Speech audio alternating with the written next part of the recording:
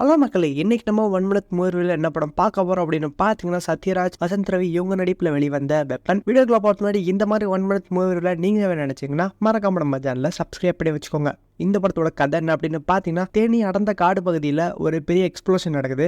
அங்கே போய் research team பார்த்தா அங்கே ஹீரோ மாட்டிக்கிறாரு. ஹீரோட்ட என்ன ஏதுன்னு விசாரிக்கிறப்ப அவரு எதுவுமே சொல்ல மாட்டேங்கிறாரு. ஸோ இவர்கிட்ட வந்து உண்மையாக வாங்குறதுக்காக ஒரு கேரக்டர் இன்ட்ரோடியூஸ் பண்றாங்க. அதுக்கப்புறமா கதையில் என்ன நடந்துச்சு அப்படிங்கிறத இந்த படத்தோட மீதி கதையா இருக்கு. நான் பாசிட்டிவ் என்ன சொல்லுவேன் அப்படின்னு பார்த்தீங்கன்னா, தமிழ் சினிமாவில் ஒரு மார்வல், டிசி மாதிரி ஒரு கேரக்டர் கொண்டு வரணும்னு நினைச்சிருக்காங்க. பட் அதுவே இங்கே வயசா முடிஞ்சிச்சு அப்படின்னு நினைக்கிறேன். ஈஸியாக சொல்ல வேண்டிய கதையை நம்ம நான்லினியாக கொண்டு போறேன் அப்படின்னு சொல்லி ரொம்பவுமே சுத்த வச்சுட்டாங்க.